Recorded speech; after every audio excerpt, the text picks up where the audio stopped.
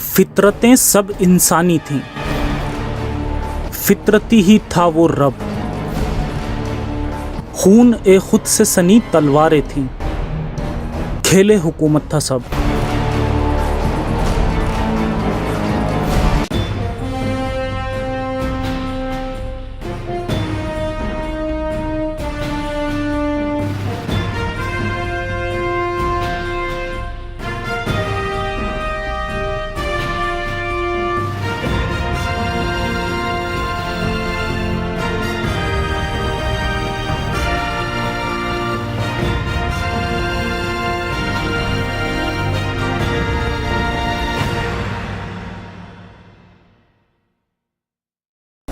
हज़रत उमर का कत्ल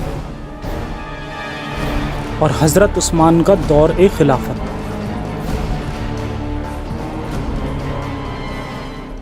आज के इस एपिसोड में हम उस वाक़ये के बारे में एकदम डिटेल और रेफरेंस के साथ बात करेंगे जिस पर मुस्लिम स्कॉलर्स बिल्कुल भी बात नहीं करते, यानी हज़रत उमर की शहादत और उससे भी ज़रूरी हज़रत उस्मान का दौर ए खिलाफत, जिसकी वजह से मुसलमानों का फितना अव्वल, जिसे फर्स्ट मुस्लिम सिविल वॉर भी कहा जाता है, उसकी शुरुआत हुई। और साथ ही साथ शुरुआती दो खलीफाओं यानी अबू बकर और उमर की दौर खिलाफत और उनकी जिंदगी का आखिरी लम्हों पर भी डिस्कस करेंगे। ये इस सीरीज खिलाफत का खूनी खेल का दूसरा एपिसोड है। जिसने भी पहला एपिसोड नहीं देखा वो डिस्क्रिप्शन में दी गई लिंक की मदद से देख लें, या फिर वीडियो के बाद में भी देख सकते हैं। तो चलिए शुरू करते हैं कुछ खास घटनाओं पर नजर डालना, ताकि आप समझ सकें कि इन घटनाओं में कितना रूहानी असर था और कितना खिलाफत का इंसानी फितरत का असर था। नंबर 1, अबू बकर की मौत। इससे पहले के एपिसोड में मैंने साबित किया था कि मोहम्मद साहब की मौत के बाद तमाम सहाबाओं ने हज़रत अबू बकर को अपना पहले खलीफा होने पर उनकी बैत कर ली थी, और वहीं हज़रत अली के फेवर में सहाबा की जमात में से सिर्फ कुछ ही सहाबा थे। मगर सबसे ज़्यादा हैरानी की बात तो यह है कि हज़रत अली के साथ खुद मोहम्मद साहब के रिश्तेदार थे, और तो और पहले और दूसरे खलीफा के बेटे यानी मोहम्मद बिन अबू बकर और अब्दुल्ला बिन उमर, ये दोनों भी अपने बाप के खलीफा होने पर राज़ी नहीं थे, और इन दोनों का भी सपोर्ट हज़रत अली के साथ था। इतना ही नहीं, बल्कि मोहम्मद बिन अबू बकर और हज़रत अली का तो बहुत ही करीबी रिश्ता था, जिसको हम नेक्स्ट एपिसोड में डिस्कस करेंगे। अब क्योंकि हज़रत अबू बकर को खलीफा इसलिए चुना गया था क्योंकि वो बाकी सहाबा के मुकाबले में बुजुर्ग थे, इसलिए इनके दौर खिलाफत का वक्त महज 2 साल का था, जो कि सबसे कम वक्त था बाकी खलीफाओं के मुकाबले में। और यही इकलौते ऐसे खलीफा थे जिनका इंतकाल अपनी ज़ाती बीमारी की वजह से होता है। इनके बाद जितने भी खलीफा बने सबको शहीद कर दिया गया था। 2 साल की खिलाफत के बाद इनका इंतकाल 13 हिजरी 634 ईस्वी को हो जाता है। मौत से पहले इन्होंने वसीयत की कि इनके बाद दूसरे खलीफा हज़रत उमर ही होंगे, क्योंकि उमर ने इनको खलीफा बनवाया था, इसलिए ये चाहते थे कि उनके बाद उमर खलीफा बने। हालांकि उमर बहुत ताकतवर और गुस्से वाला आदमी था, जिससे प्रॉफिट मोहम्मद भी डरते थे, जिस पर मेरी पूरी वीडियो है जिसमें मैंने इसे साबित भी किया है। और यहाँ उमर ही पहले खलीफा बनते, लेकिन उमर को पता था कि अबू बकर बूढ़े हैं और ज़्यादा नहीं जिएंगे, इसलिए इन्होंने अबू बकर को खलीफा बनने दिया, और उनके मरते वक्त अपने खलीफा बनने का रास्ता अबू बकर से वसीयत करवाने के खेल से साफ कर दिया। नंबर 2, उमर की खिलाफत। खैर, अबू बकर के बाद उमर को दूसरा खलीफा चुन लिया जाता है। इनके दौर खिलाफत में लोग डर डर के रहते थे, क्योंकि बात बात पर इनकी कत्ल करने की आदत थी। और जैसा कि मैंने बताया भी था कि रसूल से तो ये उनके वक्त में कुरान की अपनी मर्जी की आयतें भी नाजिल करवा लिया करते थे। कहा जाता है कि रसूल अल्लाह ने हुसैन की शहादत के बारे में पहले ही बता दिया था, जो कि लॉजिकली एक झूठ है, क्योंकि हदीसों को जमा ही मोहम्मद साहब की मौत के करीब 300 साल के बाद किया गया था।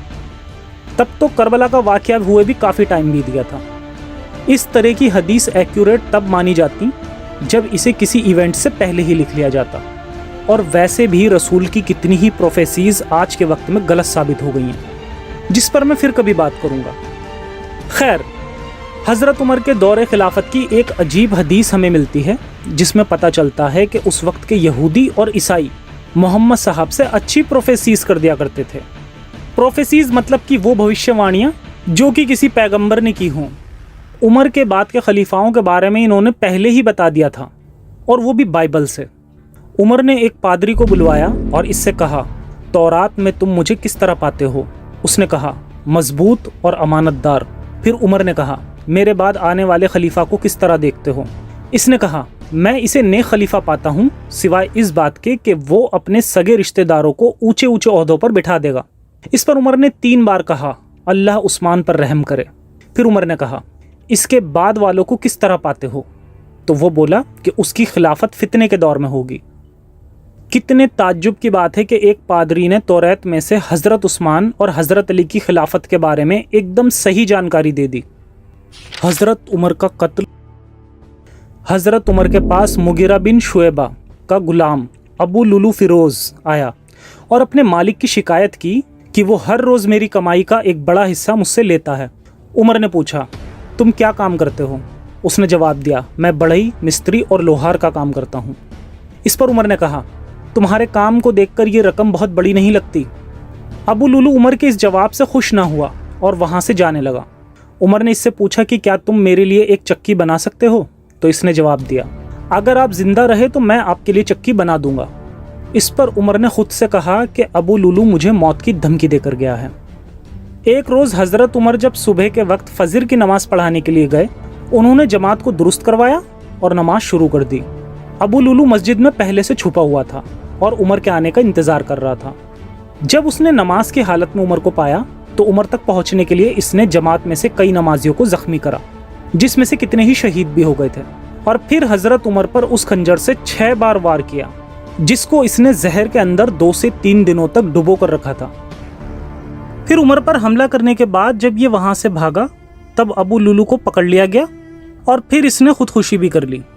یہ تھا حضرت عمر کی موت کا واقعہ، جس کے بعد 61 سال کی عمر میں 64 ہجری 644 عیسوی کو ان کا انتقال ہو جاتا ہے۔